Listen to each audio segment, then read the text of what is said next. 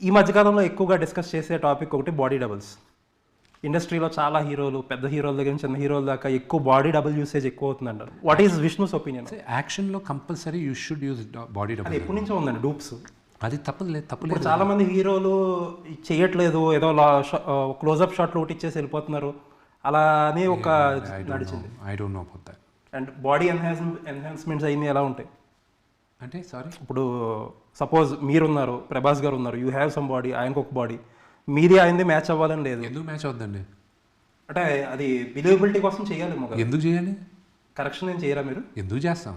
Okay, నాలో సగం ఉన్నాడు, తగ్గిపోయి ఉన్నాడు ప్రభాస్. మేము షూటింగ్ చేసేటప్పుడు అవునవును. సగం ఉన్నాడు. తను చూసే అన్నాడు, నీ బాడీ ముందు నేను స్లీవ్లెస్ వేసుకోను, ఎందుకంటే నీది మరీ ఎక్కువ పెంచేసావు నువ్వు. అది నేను అంత బాడీ నేను ఇప్పుడు పెట్టుకోలేదు. కొంతమంది హీరోలు అలా కాదు, నీకు అంత ఉన్నాయి కాబట్టి నాకు అంత ఉండాలని అది చెప్పి. ఇన్సెక్యూర్ ఉన్న వాళ్ళైతే చేస్తారు. సూపర్ స్టార్ లెవెల్లో వాళ్ళు ఎవరు చేయరండి. ఓకే, ఆ లెవెల్స్ ఎవరు చేయరు.